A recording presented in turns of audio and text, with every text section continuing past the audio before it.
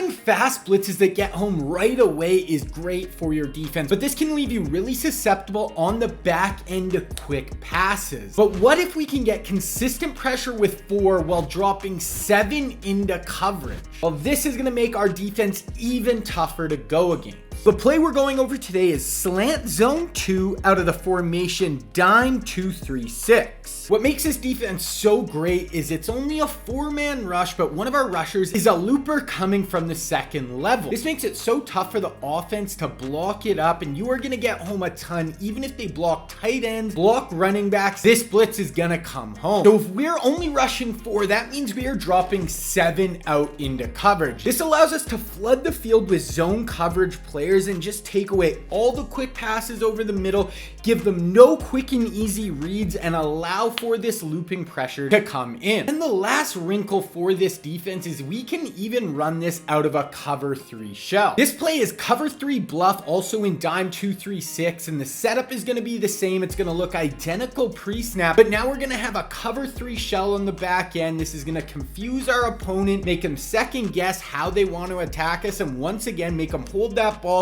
let the blitz come in, or confuse them, and they're going to throw picks down the field. So for this video, we're continuing my Dick LeBeau inspired zone blitz defense out of the Baltimore Ravens playbook. I already have a ton out for this scheme, making it one of the best defensive schemes you will find in Madden 22. So if you want to check out everything else that goes with this, I'll leave a link down in the description below. Then if you want to unlock even more of this scheme and take it to the next level, you have to check out my website, Scheme Kings. On it, we have even more in-depth videos for this defensive scheme, really just trying to cover everything. And if you are struggling this year in Madden 22 on defense like most people are, you should definitely give Scheme Kings a look. Now, if you want to check out Scheme Kings, I'll leave a link down in the description below. All right, now for the setup for slant zone 2. Right when we get to the line of scrimmage, we want to show blitz. This is going to make our safety slightly rotate and bring our linebacker off the line of scrimmage and behind the D line. Then we want to pinch our linebacker. That is going to bring our other linebacker off the line of scrimmage and behind the D line once again. Then slant D line out, so now their blitz angles are going to be going out, and then QB contain. Now that is it for the blitz to come in itself, but if we look at the wide side of the field, our nickel is going to be in a blitzing angle. Now you can do that if you want to rush 5, but if you want to drop 7 into coverage,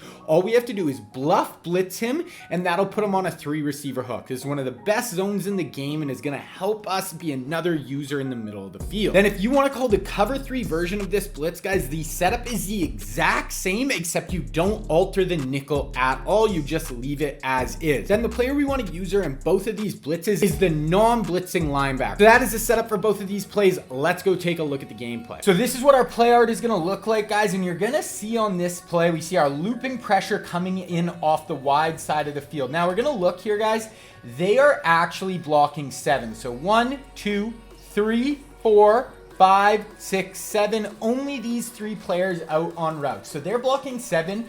We're rushing 4, and look at our looping blitzer come in. They do have a corner route open down the field, but they're sending 3 out on routes. We're rushing 4, and we get in like that. Okay, here it is again. Now we're going to be coming off the short side of the field. Watch again. So here, blocking their running back. Take a look at this blitz. These players just kind of suck in. He's going to loop to the outside. Even though they're blocking a running back, he doesn't react until we're already hitting the QB. Look downfield. There is absolutely nothing open, and we get the sack. Okay, now one other thing I wanted to show you now is what you'll see sometimes. Most of the time he'll loop around the end, but sometimes this tackle will kick out on our defensive end.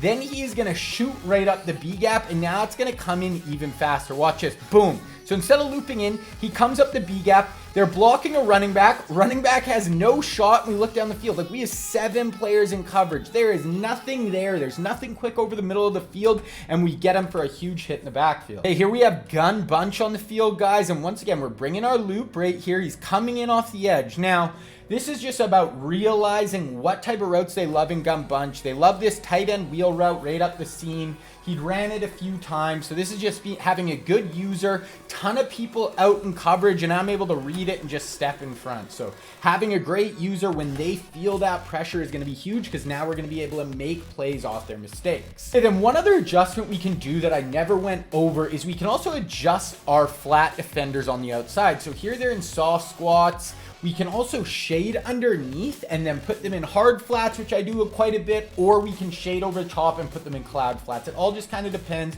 If you ever want to learn how to run soft squats, guys, I have a cover 6 video that breaks it down really in depth, but that's all just personal preference and what down and distance they are in. But we see here, we're going to leave soft squats on the field. We see him drop back. We have this deep corner route coming out. This is 3rd and 15, and he's able to get underneath and get a pick. So even when they try to hit those deep corner routes over the top, we can shade up or we can leave those soft squats out there. Okay, now we have this cover 3 shell on the back end. Now, I would say this cover 3 version isn't quite as consistent. I definitely call the cover 2 version more. I would stick with that one, then use this cover 3 just as a curveball to keep them off balance. So right here, they're going to be consistently looking for that cover 2 shell when they see our kind of alignment like this. Now all of a sudden we switch to cover 3. We have this looper coming off the edge, getting in the backfield. He senses that pressure. This is 3rd and long. There's really nowhere to go. He maybe could have checked down there, but we just step in front right there. We had 3 guys all meeting at the football, and we get a pick going the other way. Okay, cover 3 shell one more time. Looper coming off the wide side of the field here. We see boom. He's just going to get right outside, only blocking 5. Looper gets in the backfield, and you see we're just flushing him out, forcing him to roll out of the pocket.